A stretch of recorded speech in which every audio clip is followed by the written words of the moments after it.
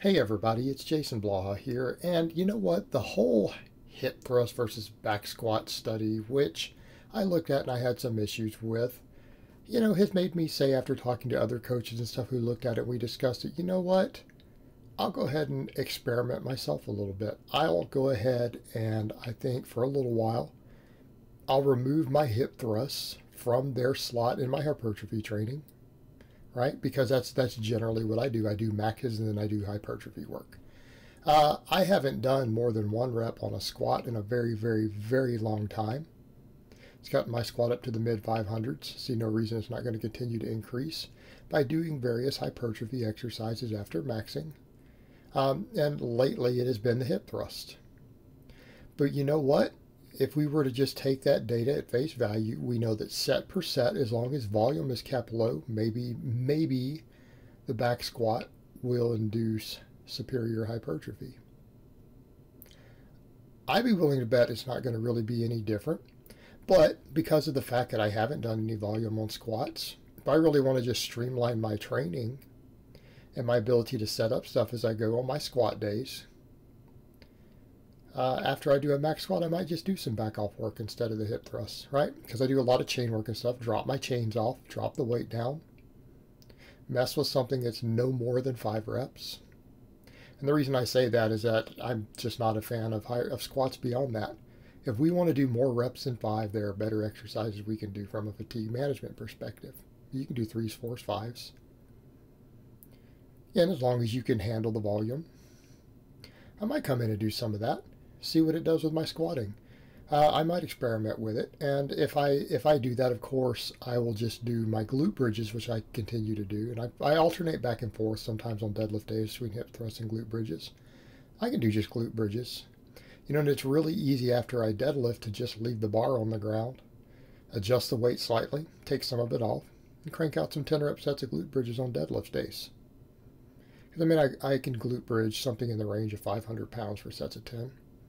I can just strip the bar back down to 500 after I deadlift and do some of that. And here's my thought on it. I actually want to see what happens. I want to see what happens. And it's not really a loss. There's no real loss on my part to do that because no one has ever gotten weaker by doing some 4s or 5s on their back squats, right, after doing their heavy work. I don't think anyone has ever gotten weaker from doing that. As a general rule, you don't get weaker by training hard. Okay?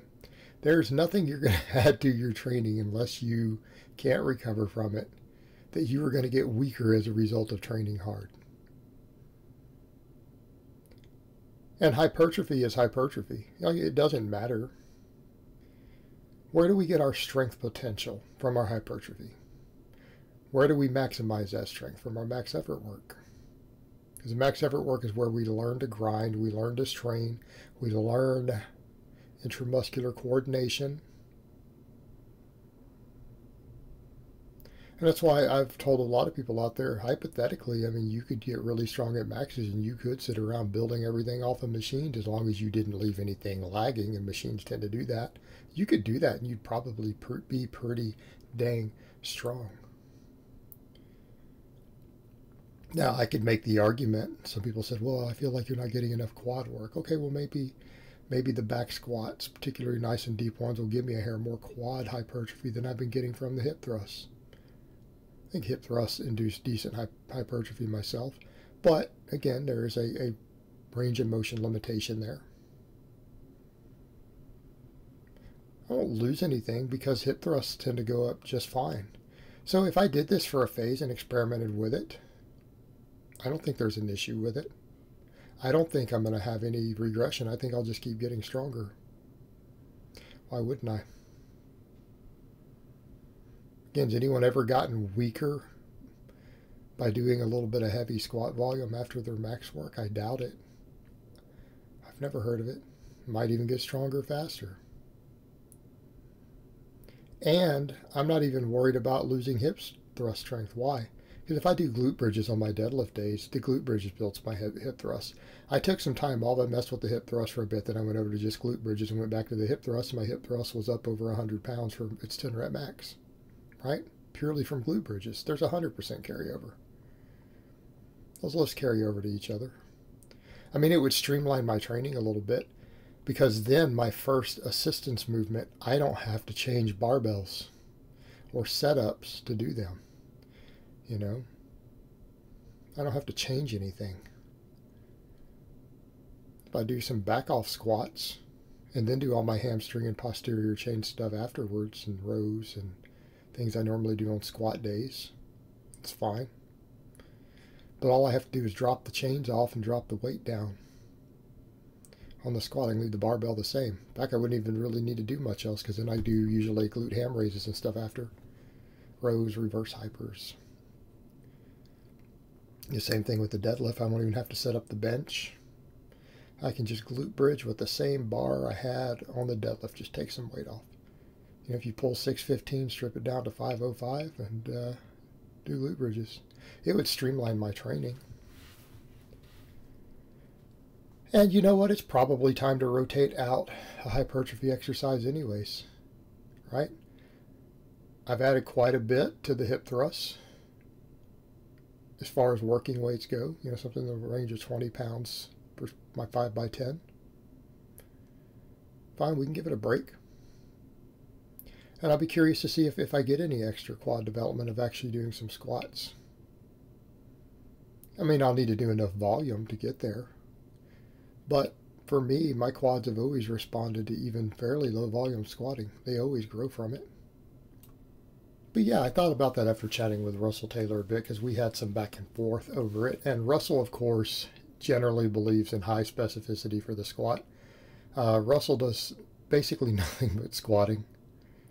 And he has close to a 600-pound squat right now, like 198.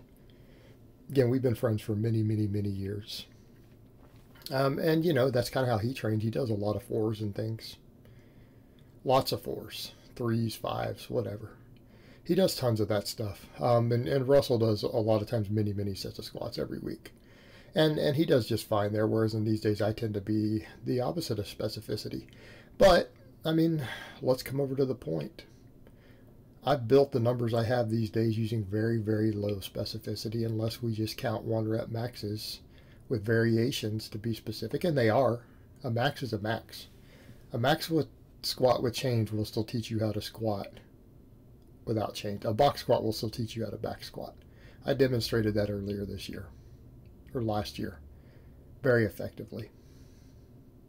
But what about the hypertrophy component? Well, maybe so. Maybe doing a little bit of squatting will go ahead and hypertrophy some of the weak links I have on the squat for a bit. And then I come through and hit stuff that needs specific work because obviously hamstrings and things won't get everything that you need. Right? It might make my upper back a hair stronger because I'm actually doing some rep work for a little bit of time with it. Maybe my low quads might need to grow a little bit from it. Okay, I'm willing to try it. And that's the way things work, guys. Look, I'm always willing to try these different things, and I'm always willing to rotate through my volume exercises. Right? We have to always be willing to rotate through them. As long as we don't leave anything neglected, we're still going to get stronger. As long as we are growing, we are getting stronger. A bigger muscle is a stronger muscle. And, you know, it's not a bad time to do it. It's not a bad time to do it. Again, I have done nothing but singles on squats for months. And they're variations. I've only done 2 back squats, and both times they were PRs. You know, without chains, without a reverse band, without a box. So yeah, maybe it'll be interesting to come in and mess with 85% for just a bit. Do some back off work. Focus more on my glute bridge after my deadlift, because I don't recommend you do that stuff with deadlifts. Yeah, I'll mess around with it. I'll do my own experiment, and I'll see how much my squat goes up from it. I know what I've done using hip thrust over X number of months, right? I know how much I added in so many months with a hip thrust as a hypertrophy exercise. I'll run my own little n=1 experiment. See what happens with my squat. Now, at the end of the day, what is it I've said? They're both valuable exercises. They obviously both have their place in training. I don't believe that one exercise is necessarily better than another. And we get strong based upon our hypertrophy and our ability to perform maxes. That's basically it. That's the key to strength. Alright guys, but that's really all I have to say on that today. I hope it's been informative, and I will talk to you guys next time.